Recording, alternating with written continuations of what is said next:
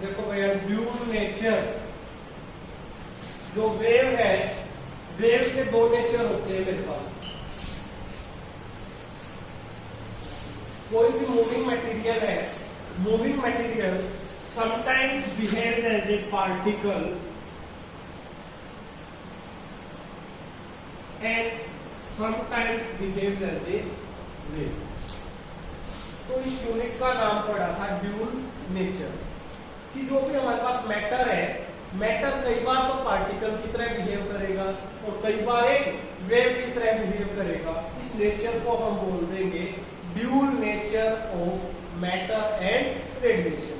Matter का भी dual nature होता है और रेडिएशन का भी क्या होता है, ड्यूल नेचर होता है। यहाँ हम फ्री इलेक्ट्रॉन्स के बारे में पढ़ेंगे सारा का सारा कंसेप्ट। जैसे कंडक्टर है, कंडक्टर में बहुत सारे क्या होते हैं, फ्री इलेक्ट्रॉन्स होते हैं, जिनकी मूवमेंट के कारण क्या प्रोड्यूस होता है, करंट प्रोड्यूस होता है। तो वही हम यहाँ डिस्कस करेंगे। यहाँ सबसे पहले टर्म आएगी what is the work function of the matter.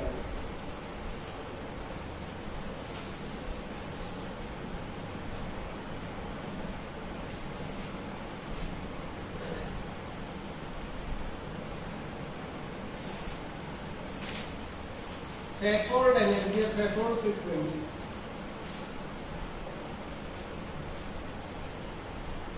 देखो मेरे पास कोई भी मेटल सरफेस है,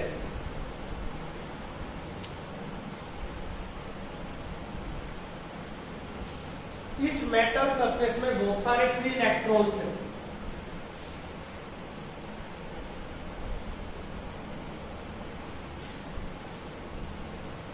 ये इस मेटल सरफेस का आउटर सरफेस है, बाउंड्री है।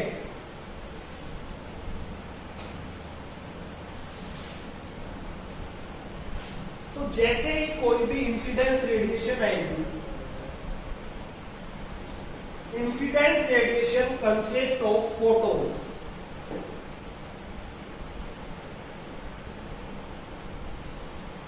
किसी भी चीज में जो इंसिडेंस रेडिएशन होती है, इंसिडेंस रेडिएशन के अंदर क्या होते हैं, फोटॉन। अब जैसे ही लाइट एनर्जी यहां पर, तो देखो ये जो भी फ्री इलेक्ट्रॉन होंगे ये एनर्जी को क्या करेंगे, एब्जॉर्ब करेंगे। अब देखो जो सरफेस के पास में इलेक्ट्रॉन है वो जल्दी क्या हो जाएगा, बाहर निकलेगा एनर्जी मिलने से। और जो सरफेस के यहाँ है तो इसका वर्क फंक्शन ज्यादा होगा, क्योंकि इसको बाहर निकलने में ज्यादा टाइम मिलेगा, बाहर निकालने के लिए ज्यादा एनर्जी की क्या होगी, रिक्वायरमेंट होगी। तो वर्क फंक्शन का कॉन्सेप्ट आपको यहीं से समझ आना चाहिए। क्या होता है, वो कम से कम एनर्जी जो किसी मेटल सरफेस में से इलेक्ट्रॉन को बाहर निकालने के लिए चाहिए, that energy is known as work function of the metal. अगर उससे ज्यादा एनर्जी दे दोगे तो भी इलेक्ट्रॉन मेटल सरफेस से तो कहां चला जाएगा, आउटर सरफेस में। बट जितनी ज्यादा एनर्जी होगी उतनी ही ज्यादा इस इलेक्ट्रॉन को क्या मिल जाएगी, काइनेटिक एनर्जी। इतनी ज्यादा इलेक्ट्रॉन को क्या मिल जाएगी, आपकी काइनेटिक एनर्जी। तो वर्क फंक्शन को आप कैसे डिफाइन करोगे, कई बार पूछी गई है 2 नंबर में definition. The minimum amount of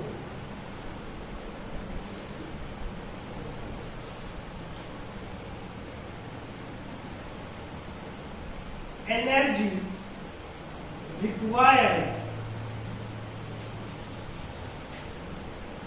to eject an electron from the metal surface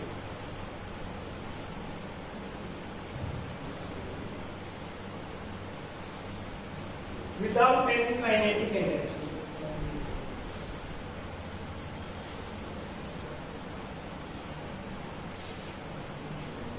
is known as work function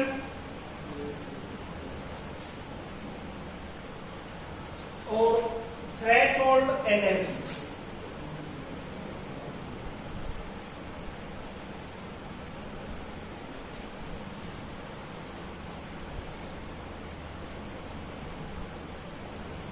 clear होगा थ्रेशोल्ड फ्रीक्वेंसी क्या है। देखो वर्क फंक्शन को आप जनरली बेसिक वे में कैसे समझ सकते हैं, जैसे आपका फिजिक्स का एग्जाम है 70 मार्क्स, तो 70 में से जिसके 23 आ गए वो पास हो जाएगा। मतलब आपका minimum to minimum work function कितना हो गया 23, तो सबके लिए कंडीशन होगी पास होने के लिए चाहिए। अगर आपका एक भी नंबर कम आ गया तो कंपार्टमेंट आ जाएगा, फेल हो जाओगे। अब देखो जिसके 23 है वो भी पास माना जाएगा, जिसके 66 है वो भी पास माना जाएगा, जिसके 70 आउट ऑफ 70 है वो भी पास माना जाएगा। मतलब कम से कम उतनी रिक्वायरमेंट तो पूरी होनी चाहिए, उससे ज्यादा चाहे कितनी भी हो, जितनी ज्यादा एनर्जी होगी, थ्रेशोल्ड फ्रीक्वेंसी होगी, उतनी इलेक्ट्रॉन को ज्यादा एनर्जी मिलेगी और उतना ही वेलोसिटी ज्यादा होगी तो उसकी काइनेटिक एनर्जी उतनी ही क्या होगी। क्लियर है? अब देखो इसके बाद आता है कि हम इलेक्ट्रॉन्स को कितने टाइप से एमिट कर सकते हैं। What is electron emission? अब जो इलेक्ट्रॉन की एनर्जी है वो मेजर की जाती है इलेक्ट्रॉन वोल्ट में, और 1 इलेक्ट्रॉन वोल्ट होता है मेरे पास 1.6 into 10 raised to power minus 19 joule. 1 electron volt is equal to 1.6 into 10 raised to power minus 19 joule.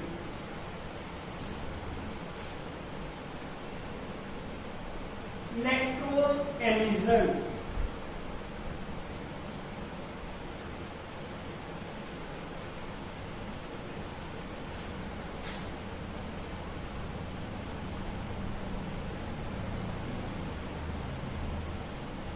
क्या होता है बेटा, जैसे ही मेटल सरफेस को हम एनर्जी देते हैं तो मेटल सरफेस से इलेक्ट्रॉन कहाँ निकल जाते हैं, आउटर सरफेस में निकलते हैं। तो metal the phenomena of injection of electron from the metal surface is known as electron emission.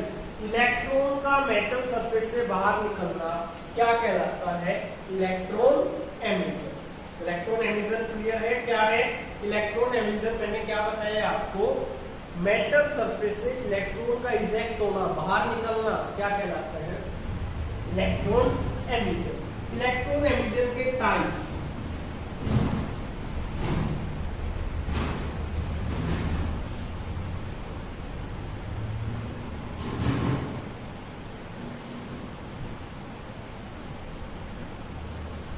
Types of electron emission. Electron किसी भी मेटल सरफेस से हम कितने तरीके से निकाल सकते हैं। सबसे फर्स्ट मेथड है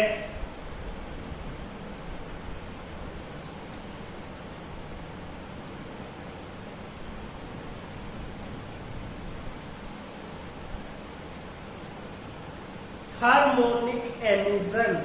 सबसे फर्स्ट मेथड है हार्मोनिक एमिशन। थर्म का मतलब होता है हीट। थर्म का मतलब क्या होता है, हीट। अब कोई भी मेटल सरफेस है, उस मेटल सरफेस को जब मैं सुटेबली क्या कर देता हूं, हीट कर देता हूं।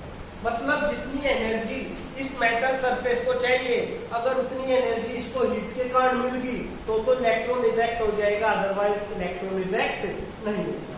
तो हीट के कारण जो हम मेटल सरफेस से इलेक्ट्रॉन को इजेक्ट करते हैं, that type of electronic emission is called thermionic emission. अब जो इलेक्ट्रॉन बाहर निकले है, उस इलेक्ट्रॉन का नाम होगा थर्मल इलेक्ट्रॉन। फर्स्ट टाइप का एमिशन क्लियर है आपको। थर्मोनिक एमिशन क्या होता है, हीट के कारण इलेक्ट्रॉन का बाहर निकलना थर्मोनिक एमिशन कहलाता है।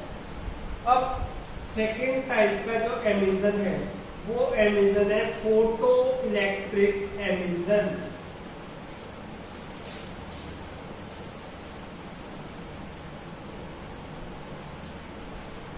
इसी फोटो इलेक्ट्रिक एमिशन को हम क्या बोलते हैं, लाइट एमिशन भी बोलते हैं। फोटो इलेक्ट्रिक इफेक्ट भी इसी का नाम है। क्या होता है इस केस में, मेटल सरफेस है, सुटेबल फ्रीक्वेंसी की कोई भी लाइट आई, कोई भी क्या आई, लाइट, और लाइट भी किसकी, सुटेबल फ्रीक्वेंसी की। सुटेबल फ्रीक्वेंसी क्या होगा, यहाँ जितनी फ्रीक्वेंसी इसको चाहिए इलेक्ट्रॉन को बाहर निकालने के लिए, that is known as cathode frequency. अगर हीट फ्लो लाइट रेडिएशन के कारण इलेक्ट्रॉन बाहर आएगा, फोटो का मतलब क्या होता है? लाइट। फोटो मतलब क्या होता है बेटा? Light. When a light radiation of suitable frequency falls on the metal surface, then electron will emit from the metal surface. अगर suitable frequency की कोई भी लाइट मेटल सरफेस से कहाँ आती है? बाहर आती है, तो उसके कारण जो मेटल सरफेस से इलेक्ट्रॉन बाहर निकलता है, that type of electron emission is called photoelectric emission. This phenomena is also known as photoelectric effect. इसको हम क्या भी बोलते हैं? फोटोइलेक्ट्रिक इफेक्ट भी बोलते हैं। फोटोइलेक्ट्रिक एमिशन पता लग गया क्या है? अब उस इलेक्ट्रॉन का नाम होगा फोटो इलेक्ट्रॉन या लाइट। मोस्ट इंपोर्टेंट डेफिनेशन है फोटोइलेक्ट्रिक एमिशन। पता लग गया ना? फोटो लाइट के कारण इलेक्ट्रॉन का बाहर निकलना। और लाइट भी कैसी? जितनी इसको चाहिए। अगर उससे कम लाइट आएगी तो इलेक्ट्रॉन क्या नहीं होगा? रिजेक्ट नहीं होगा। और लाइट रेडिएशन में क्या होते हैं? Basically photons. लाइट रेडिएशन में क्या होते हैं? फोटोन्स। मैं डिस्कस करूंगा फोटोन्स क्या होते हैं, उनकी क्या क्या प्रॉपर्टी है, क्या क्या कैरेक्टरिस्टिक्स है। फोटोइलेक्ट्रिक एमिशन पता लग गया। फोटोइलेक्ट्रिक एमिशन के बाद थर्ड टाइप का एमिशन है मेरे पास, फील्ड एमिशन।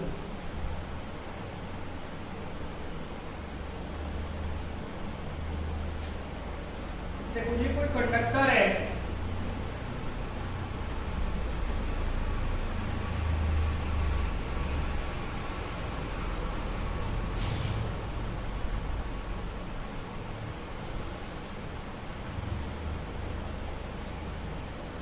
आपने इस कंडक्टर पे हाई इलेक्ट्रिक पोटेंशियल अप्लाई किया। जो भी ये कंडक्टर है, इस कंडक्टर के ऊपर आपने अप्लाई किया हाई इलेक्ट्रिक पोटेंशियल। अब इस इलेक्ट्रिक पोटेंशियल के कारण इस मेटल सरफेस से इलेक्ट्रॉन क्या हो गया? इजेक्ट हो गया। हाई इलेक्ट्रिक पोटेंशियल के कारण या हाई इलेक्ट्रिक फील्ड के कारण इस मेटल सरफेस से इलेक्ट्रॉन क्या हो गया? इजेक्ट हो गया। That type of emission is called field emission.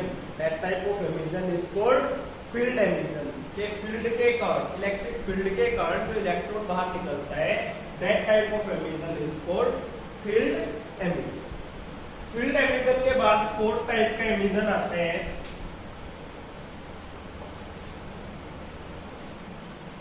Secondary emission.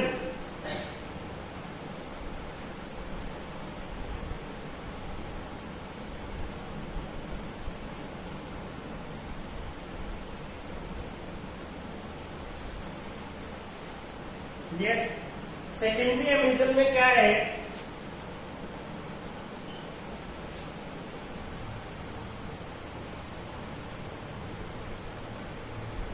कोई भी फास्ट मूविंग इलेक्ट्रॉन है बेटा, बाहर से कोई इलेक्ट्रॉन आया और इस इलेक्ट्रॉन की वेलोसिटी बहुत ज्यादा है, फास्ट मूविंग इलेक्ट्रॉन। ये फास्ट मूविंग इलेक्ट्रॉन आके मेटल सरफेस से स्ट्राइक हुआ। मेटल सरफेस में तो लूजली बाउंडेड इलेक्ट्रॉन्स होते हैं। जैसे ही हाई वेलोसिटी से इलेक्ट्रॉन इसके पास आके क्या होगा? स्ट्राइक होगा, तो इन इलेक्ट्रॉन को एनर्जी मिलेगी। इन इलेक्ट्रॉन्स को क्या मिलेगी? एनर्जी, जिसके कारण इलेक्ट्रॉन मेटल सरफेस को छोड़ के आउटर सरफेस में आते हैं। तो that type of electron emission is called secondary emission. और जो इस इलेक्ट्रॉन का नाम होगा, इस इलेक्ट्रॉन का नाम क्या होगा? Secondary electron. क्लियर? मैंने आपको डिस्कस किया है इलेक्ट्रॉन एमिशन क्या होता है और मेटल सरफेस से हम इलेक्ट्रॉन को कितने मेथड से क्या करवा सकते हैं? इजेक्ट करवा सकते हैं। मेरे ख्याल से क्लियर हो गए। इसके बाद देखो मैंने एक टर्म पढ़ी है फोटोन। तो हमें पता होना चाहिए व्हाट आर फोटोन। फोटोन क्या होते हैं? फोटोन क्या क्या प्रॉपर्टी शो करते हैं?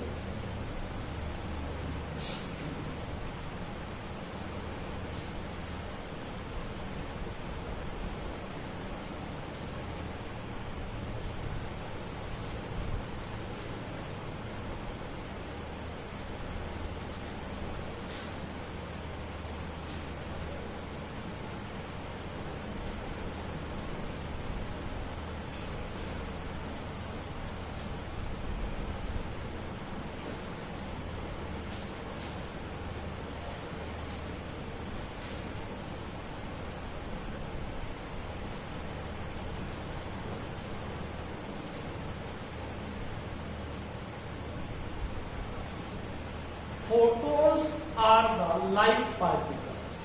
ये लाइट के क्या होते हैं? Particles. According to Planck's quantum theory, Planck's quantum एक साइंटिस्ट था, उसकी थ्योरी के according light radiation sometime behave as a wave and sometime behave as a particle. जो लाइट रेडिएशन आ रही है वो कई बार तो एक पार्टिकल की तरह बिहेव करती हैं और कई बार एक वेव की तरह बिहेव करती है। कुछ फिनोमिना हमारे पास ऐसे हैं जिसमें वो पार्टिकल की तरह बिहेव करेगी लाइट रेडिएशन, और काफी फिनोमिना ऐसे हैं जिसमें वो लाइट रेडिएशन एक वेव की तरह क्या करेगी? बिहेव करेगी। तो इसलिए लाइट का ड्यूल नेचर है और उन्हीं पार्टिकल्स को हम क्या बोलते हैं? Photons. Photons are the light particles.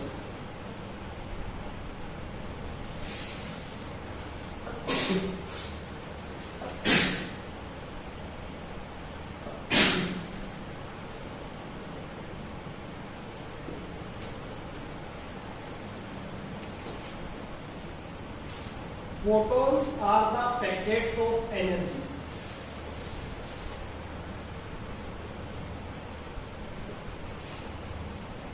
Photons energy के क्या होते हैं? पैकेट होते हैं।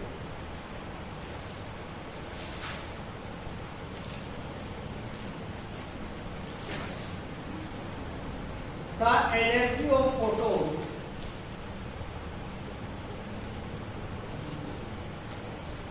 is given by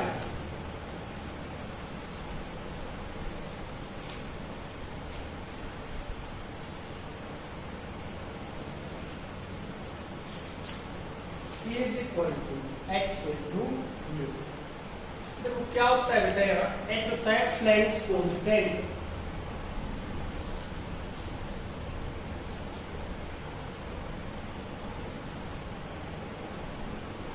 इसकी वैल्यू होती है 6.63 into 10⁻⁻34 जूल सेकेंड। न्यूमेरिकल में बहुत बार यूज होगी प्लैंक्स कांस्टेंट की वैल्यू। प्लैंक्स कांस्टेंट कितना होता है? 6.63 into 10⁻⁻34 जूल सेकेंड। म्यू होता है फ्रीक्वेंसी ऑफ लाइट।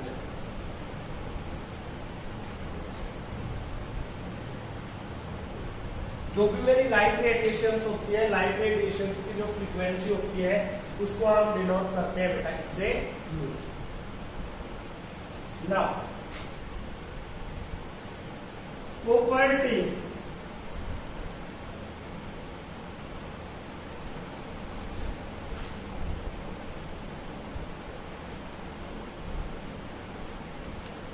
फोटॉन्स की क्या क्या प्रॉपर्टीज है?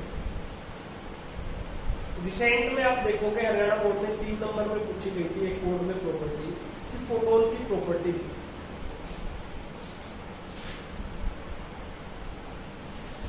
सबसे पहली प्रॉपर्टी है photon travel with the speed of light.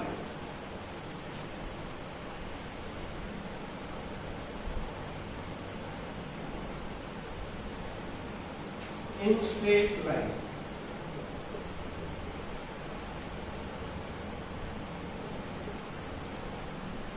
Light की स्पीड कितनी है?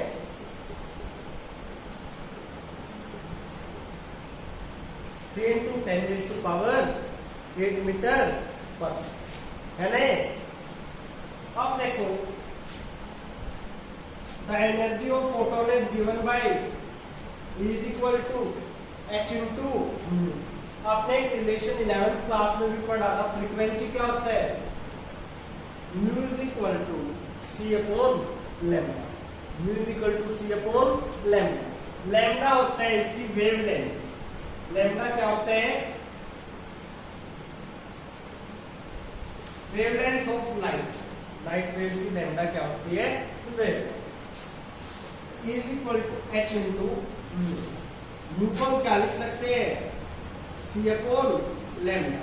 तो आपके पास ये फॉर्मूला आ गया। इसके ऊपर कई बार न्यूमेरिकल पूछे जाते हैं। Is equal to hc by lambda. h की वैल्यू फिक्स होती है आपके पास, c की वैल्यू 3 into 10⁸ मीटर पर सेकंड फिक्स होती है। लैम्डा की वैल्यू गिवन होगी तो हमें एनर्जी कैलकुलेट कर लेंगे। तो ये एनर्जी आएगी, ये एनर्जी आएगी मेरे पास जूल में। ये एनर्जी किसमें होगी आपके पास? जूल में। ध्यान देना है। अब कई बार बच्चे गलती कर जाते हैं, एनर्जी पूछेगी इलेक्ट्रॉन वोल्ट में। एनर्जी किसमें पूछेगा? इलेक्ट्रॉन वोल्ट में। इस फॉर्मूले पे 2 नंबर पे न्यूमेरिकल था, उसने क्या दे रखी थी? वेवलेंथ दे रखी थी और पूछ रखा था इस वेव की एनर्जी कैलकुलेट करो जूल में भी और इलेक्ट्रॉन वोल्ट में भी। जूल के लिए हमने फॉर्मूला लगा दिया E=hc/λ, जो कैलकुलेट होके आए वो किसमें आ गई? एनर्जी जूल में। अगर मेरे को इस एनर्जी को इलेक्ट्रॉन वोल्ट में कन्वर्ट करना है तो जो जूल में एनर्जी आई है, जो एनर्जी किसमें आई है? जो एनर्जी किसमें आई है? जूल में। उस एनर्जी को अगर मैं 1.6 इंटू 10⁻⁻19 से डिवाइड कर दूंगा तो जो ये एनर्जी आएगी, ये एनर्जी मेरी किसमें आएगी? इलेक्ट्रॉन वोल्ट में। ये एनर्जी किसमें आ जाएगी? आपकी इलेक्ट्रॉन वोल्ट में। नेक्स्ट प्रॉपर्टी है आपके पास the rest mass of photon is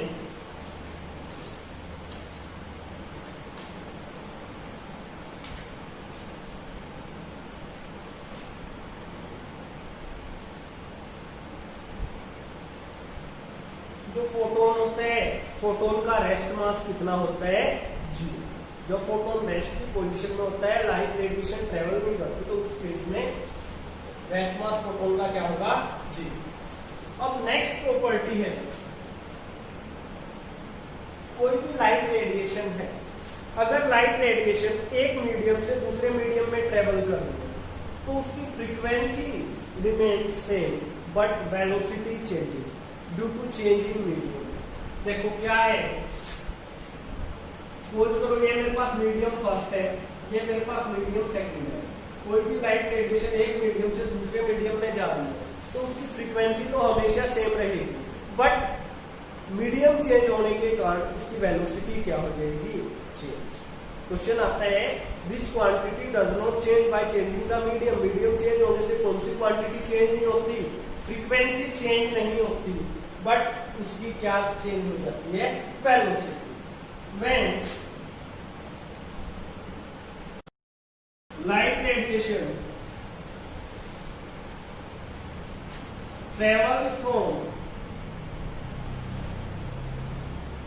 one medium to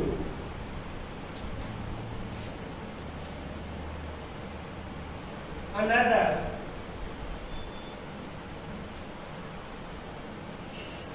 then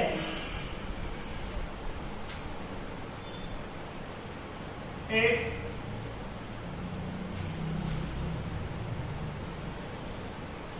velocity changes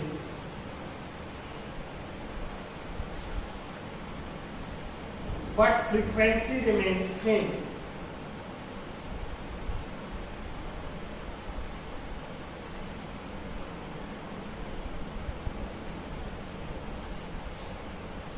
उसकी फ्रीक्वेंसी क्या रहेगी?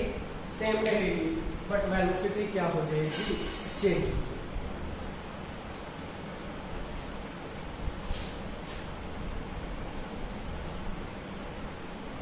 मास कैलकुलेट करने का यहाँ एक रिलेशन आएगा एम रेस्ट मास का। m is equal to m not divide by 1 minus v square upon c square. Relativistic mass calculate करने का यहाँ एक प्रॉपर्टी में फॉर्मूला है। एम नॉट है रेस्ट मास, वी है स्पीड ऑफ पार्टिकल, जिसकी स्पीड से पार्टिकल मूव कर रहे हैं, एम है जो मास हमें कैलकुलेट करना है। ये आपके पास फोटोन की कुछ कैरेक्टरिस्टिक्स थी, एक दो और होंगे, आप बुक से पढ़ लेना। मैक्सिमम आपको 4 कैरेक्टरिस्टिक्स तो लर्न करनी ही करनी है। 4 तो आपको याद होनी चाहिए, क्योंकि 2 नंबर का क्वेश्चन आएगा तो आपको 4 प्रॉपर्टी तो लिखनी होगी। मेन मैंने आपको बताया ये था, इस फॉर्मूले में कई बार क्वेश्चन पूछा जाता है न्यूमेरिकल कि फोटोन की एनर्जी आप कैसे कैलकुलेट करेंगे। वो एनर्जी आपको जूल में भी कन्वर्ट करनी पड़ेगी और इलेक्ट्रॉन वोल्ट में भी कैलकुलेट करनी पड़ेगी। क्लियर है? फोटोन्स क्या होते हैं, उनकी कैरेक्टरिस्टिक्स क्या क्या है। अब नेक्स्ट लेक्चर में हम डिस्कस करेंगे कि फोटो इलेक्ट्रिक इफेक्ट का फिनोमिना क्या है और क्या क्या हम डिस्कस करेंगे फोटो इलेक्ट्रिक इफेक्ट के केस में। वो क्वेश्चन आता है पेपर में कई बार।